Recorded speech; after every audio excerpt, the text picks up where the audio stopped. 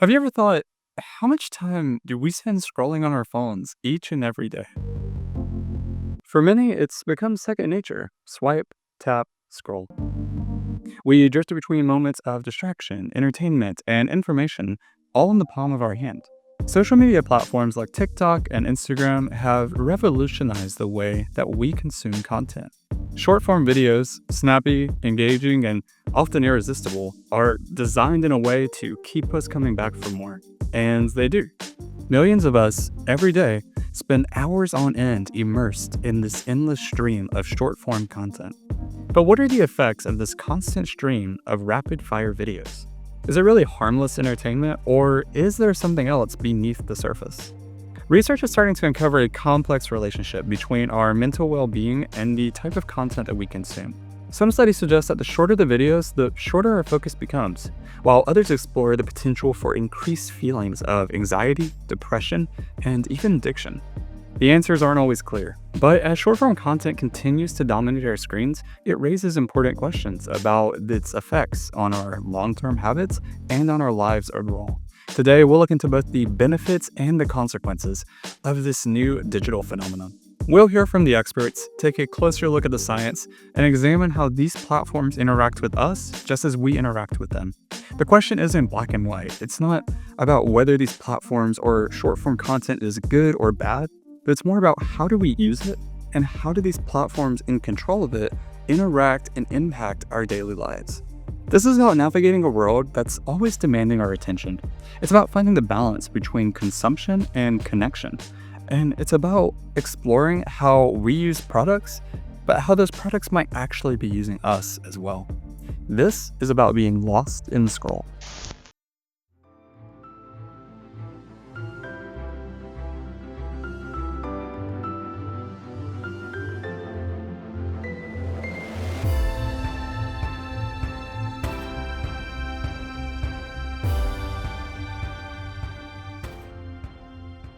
I grew up with social media. I got my first account on Facebook when I was about 14 years old.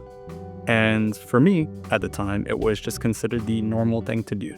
Since then, I continually used the platform, as with others, and adopted all of the newest trends and designs that were coming out. Most recently, and most notably, short-form videos.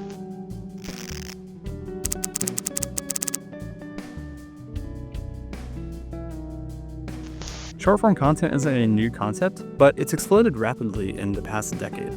It started in 2013 with a platform called Vine, where users captivated audience members with 6-second looping videos that showed off their creativity and their brevity. But it wasn't until TikTok emerged in 2016 that short-form videos exploded into the mainstream. With its simple, vertical format, TikTok quickly became a global sensation, drawing in millions of users with its quick, personalized content. By 2020, TikTok's influence had gotten so large that it influenced other platforms like Instagram and YouTube to adopt a similar pattern in how they design their content, resulting in Reels and Shorts, respectively. Since then, countless other apps have integrated this vertical content approach, and that includes apps you might expect like Facebook and Reddit and Snapchat, but it also includes others like Spotify and LinkedIn and Amazon for some reason. I hope you can see a pattern here. Short-form video is a simple concept, whereas traditional video uses the landscape 16:9 approach to displaying video. Short-form content uses the full vertical space of a phone in portrait mode. This design offers users an intuitive way to swipe through content in a never-ending loop. This loop is known as a bottomless feed or an infinite scroll, and it supplies users with a stream of content that can last essentially forever. So my name is Yunwen Wang. I did my PhD in USC, University of Southern California, and I have been an assistant professor at the University of Kansas. My research area is primarily human-computer interaction and computer-mediated communication, and looking at how technology use, especially with emergent technology, impact on user well-being and health. So according to the technology acceptance model, the ease of technology or the ease of use is actually a strong predictor of technology adoption, meaning that the easier we make the interaction, or the easier the design is, the more likely the users are going to adopt and continuously use this social media platform. So I think that's the idea behind this scrolling strategy. So the only thing you need to do to continue to use this app or stay longer and lose track of time, if you are willing to put it, is just because it's very easy. We just scroll and it's one easy gesture. So that's compatible with what those theory all found. And I think this do make it more easy for people to get addicted to consuming more content. And then this is considered a ease of use design. So making the technology easy to use and then requiring the minimum amount of technology savviness will make the app to be more widely adopted and more continuously used, and then having longer single-use time per user. The success in this design is twofold. On one hand, you have this accessible, intuitive, incredibly easy to use viewing method. There are no tabs to swap to and very little text to read. All the user really has to do is just swipe and watch. The second part of this is a bit more technically complicated. It's the algorithm. What makes these platforms so addictive isn't just the content that they have, but it's how they're designed in a way to keep us coming back for more. My name is Seungbae Kim. I'm an assistant professor in the computer science and engineering department at the University of South Florida. So it's my third year here at USF, and my research focuses on developing applied AI techniques so that I make a connection between computer science to the other disciplines. So technically, like the algorithm-wise, how it works is they learn every user's interest. So since these social media companies, these platforms have been collecting all the data from each user, but not only that, the users who may have the similar interest, they can group them together, right? So even if you're a new user, so that you don't have any history of viewing some content, they will, like, once you click a few contents, then they can realize that this person may have interest in this field, such as like sports, baseball, or like online gaming. Then they're gonna start providing more content like that. And even like once you started using that, then they can realize that this person has also interest in this field, and they start to provide more content on different field. At the heart of the algorithm's design is the brain's reward system. Every time we scroll, we are seeking novelty, something new and exciting that holds our attention for just a few seconds. When we find this novelty, our brain releases a small burst of dopamine, the chemical that's responsible for pleasure and motivation. This association with dopamine causes our brains to seek novelty more, and thus you get a loop of constantly trying to find the next novel thing. When our brain rewards itself with dopamine after finding novelty, it encourages itself to find more novel experiences. It's the same reward system that reinforces other addictive behaviors, like gambling. Each swipe is a gamble, and when we land on something that we like, the dopamine hit encourages our brain to seek out more of it. But the real genius and danger of these platforms lie in their endless supply of novelty. Unlike traditional media where you have a better idea of what's coming next, with short-form content, it's very unpredictable. I'm John Licato. I'm an associate professor of computer science and engineering at USF, director of the Advancing Machine and Human Reasoning Lab, and my area of expertise is artificial intelligence, more specifically natural language processing and its intersection with human reasoning. I think that the name of the game with short-form media is competing for attention, right? How do you get the most attention from the most people at any given time? And we use machine learning algorithms to optimize which videos to display, who to show them to, how long they should be, right? So the algorithms have to optimize the selection of content in such a way that it exploits and takes advantage of human attention heuristics, right? So the little the processes that we use to decide what to pay attention to. The unpredictable nature of short-form content, paired with how short the videos are, is what helps make it feel impossible to sometimes put our phones down. This constant rotation of videos keeps our brains stimulated, and we become locked in a cycle of looking for the next dopamine hit. Even when we intend to stop, we often find ourselves scrolling on our phones for a lot longer than we originally planned to.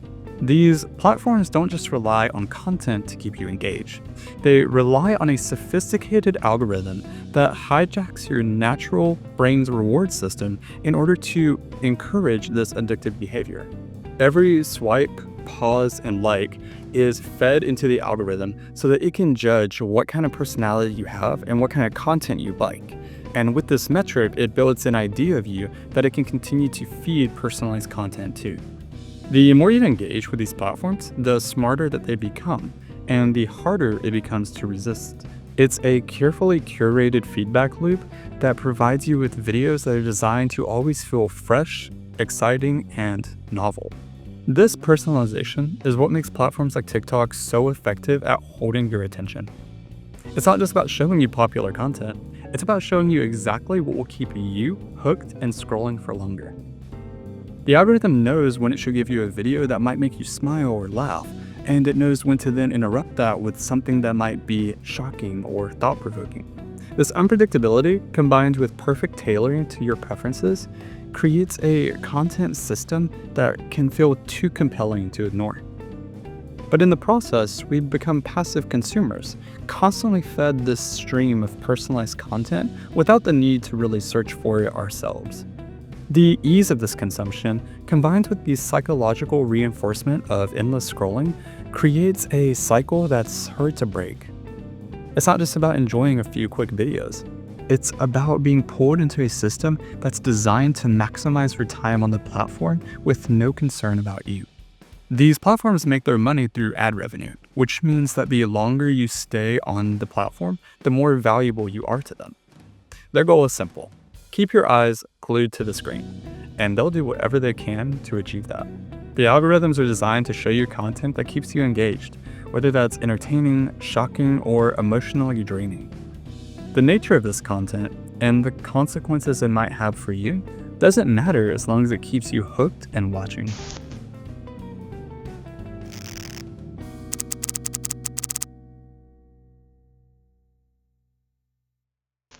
I remember getting to a point with Instagram Reels where I would constantly reach for my phone whenever there was any moment of downtime, whether that was sitting at a restaurant waiting for the food, stuck at a red light, or riding the elevator. Any moment where my brain might have run into the dangerous risk of just being bored. Without realizing it, I was conditioning my brain to reject silence, and I was instead replacing it with an unending, deafening amount of noise. This constant barrage of content might seem harmless, but it comes with real consequences, particularly when you consider the user. We get restless, seeking that same rapid-fire gratification that we get from scrolling. This shift isn't just anecdotal. Studies have showed that this constant exposure to fast, shifting content can affect our abilities to focus on anything for extended periods of time. This can make it harder to focus on work, on reading, or even on our conversations. But the effects go deeper than just attention span. Excessive screen time has been linked to both mental and physical health concerns.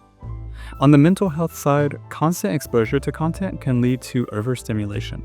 This can lead to users feeling stressed out, anxious, or overwhelmed. The endless comparison to the carefully curated lives that we see on social media can also lead to feelings of low self-worth and low self-esteem. For many, the platforms become a space of social validation, where the number of views, likes, or followers become a metric for how one might define their self-worth. This pressure can heighten anxiety and even contribute to depression, which is especially prevalent among younger users who are more vulnerable to this type of social comparison. On the physical health side, the impacts of scrolling through content for hours can be just as significant. A constant downward head posture creates a strain on the back of the neck and the spine. Eye strain, headaches, and disrupted sleep patterns are also side effects of excessive screen time. The blue light emitted by your phone's screen can disrupt your sleep and lead to low-quality rest. And studies have shown that many people, especially teens and young adults, lose sleep due to their phones. But the platforms themselves that show this content and that contribute to this phone usage do not care about your health. They don't care about these mental or physical concerns. Their only concern is to keep you engaged and looking at their platform for as long as possible, because that attention is what they monetize. Every second that you spend scrolling is just another opportunity for them to serve you an ad or a promoted post. And as long as you're hooked and still scrolling, they're achieving their goal at your expense.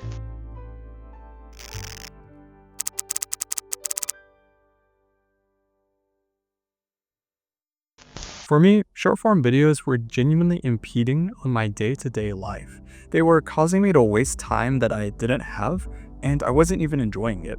I would come away from an hour of mindlessly scrolling feeling disgusting and sluggish, and not even being able to remember what I had just watched. And all the while, despite somewhat recognizing the negative parts of this habit, I convinced myself that it was okay because I perceived it to be the normal thing to do. So we understand short-form videos and the consequences they can have, but why does all of this matter? This matters because the effects of constant scrolling extend far beyond just entertainment. On an individual level, the time spent scrolling can have an effect on productivity, relationships, and even self-worth. Have you ever picked up your phone out of sheer habit just to completely lose track of time? That brief moment turns into an hour or more, stealing away precious time that you could instead devote to either personal development, truly relaxing, or spending time with others. This shift in attention can erode our ability to be present in the moment, and this can affect our relationships with other people as well as with ourselves. People often report feeling unsatisfied after scrolling through social media, often feeling trapped in a cycle that offers really no fulfillment. And on a societal level, the impact is equally profound. Short-form content is shaping our culture in ways that we're only beginning to understand. With public discourse becoming more fragmented, attention spans dwindling, and creativity becoming more driven by trends and virality, we must ask ourselves, what are we giving up in exchange for this constant stream of information? Younger generations in particular are growing up in these platforms, being immersed in algorithms that prioritize entertainment over depth. How does this affect the way that they process information, form opinions, or even interact with the world? All this information on short form videos are actually truncated in a way that, like, bit by bit, right? So they're not really like allowing people to assess the whole thing as a whole or tracing back to the original source. I think that's something that's dangerous in a way, because in journalism or communication, we very much care about the source of the information and the completeness of the information to make a fair judgment.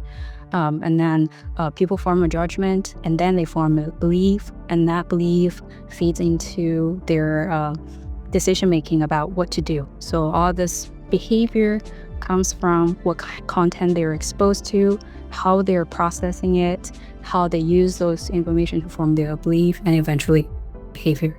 With short form media, it has this ability to spread the misinformation in a way that's really effective, right? And at the same time, it also almost trains people to be more receptive to falling for certain rhetorical tricks and encouraging them to reason in such a way that makes them more susceptible to believing disinformation. So it's not unique in its intention, it's unique in how effective it's able to do what it does. Are we becoming passive consumers of content, or are we still actively engaging in the type of media that we consume? There's also a larger responsibility at play. Tech companies are designing these platforms with the intent of maximizing your time online. But should they also be held accountable for creating environments that promote mindfulness and healthier habits? These are the questions that we need to ask. Why do we use what we use, and how does it affect us?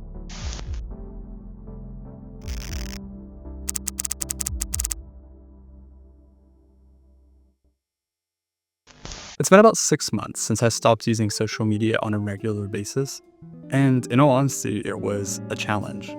For the first few weeks, I definitely felt the muscle memory habit of always reaching for my phone.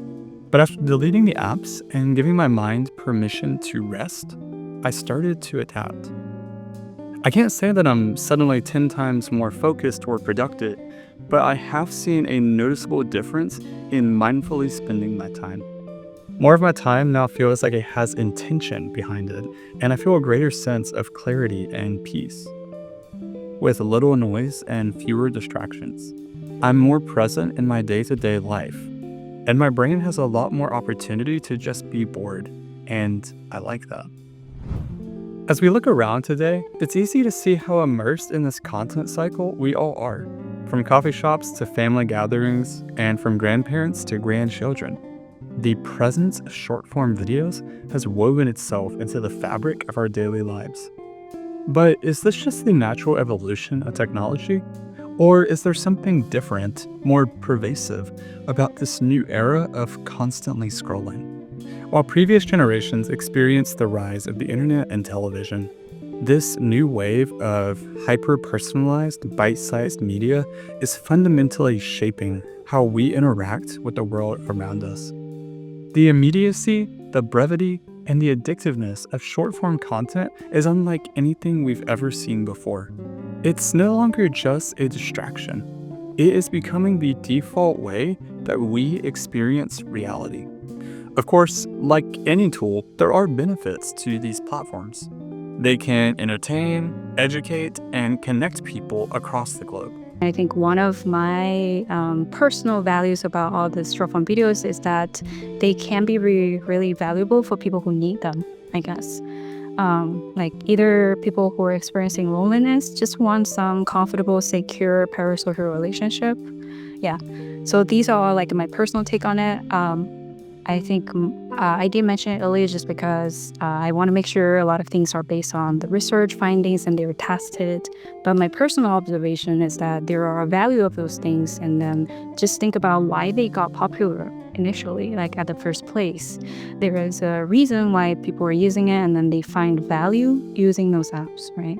There are inherently shy people who are feeling not liked by people and using short form videos and having online friends, or even presumably they are interacting with the content creators. Those provide them a way to feel secure and fulfilling that social needs. In fact, they've given rise to new forms of creativity and expression that wouldn't have been possible a decade ago. But we must also be mindful of the potentially harmful side effects. Constantly engaging with quick, easily digestible content is conditioning our brains to crave instant gratification. This can erode our ability to critically engage with ideas, relationships, and even our own thoughts. And the impact goes way beyond just the individual. When society becomes collectively distracted, constantly switching between one fleeting moment to the next, it affects public discourse, cultural creativity, and how we process information. Yeah, I guess my key message is that people have to use certain technology when they feel the need to. And then when it comes to the actual impact on user well-being, that's impacted by a lot of factors, especially the user's motivation, their situational motivation, meaning that even for me as a user, my motivation of going on TikTok may be different now compared to when I get off from work and just want to relax. So that could be different. Or if it's something when I have a major work due, I just want to further procrastinate. Yeah, so that's what I call the situational motivational needs of the users. And that has been found to be a major predictor of the different positive versus negative impact from game use. And I think with a lot of entertaining media content, the idea is pretty similar there. Before, maybe right now, what we are looking at from the social media shorts, is the people recording the videos by their phones or the cameras, but this AI generated content is the videos that is computationally created by AI. We need to be aware of this AI generated content, and I am pretty sure that within few years, this AI generated content will dominating this social media.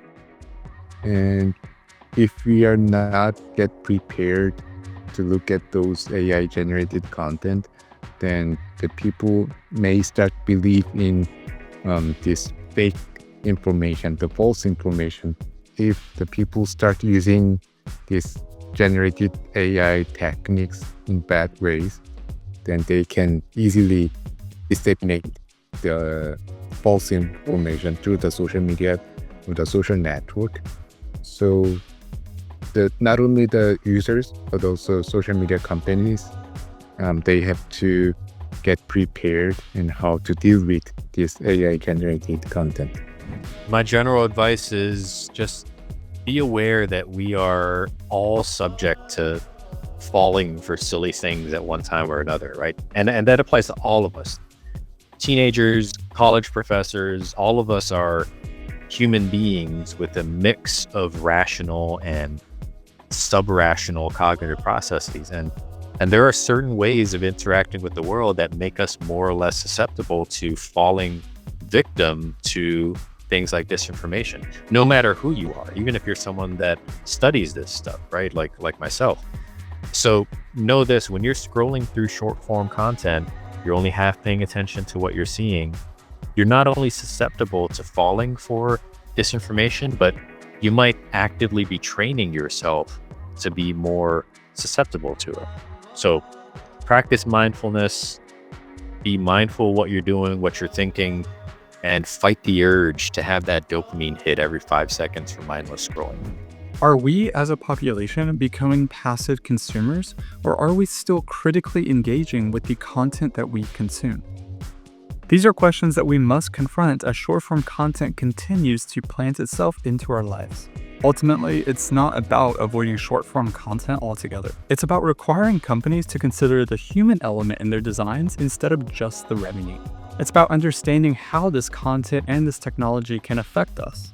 And ultimately, it's about choosing how we engage with this content in the first place. In order to find these answers, we need to have a conversation. We need to begin this conversation by asking ourselves this: are we really in control of what we consume, or are we just mindless consumers to it? Are we critically engaging with the type of content that we allow in, or are we finding ourselves simply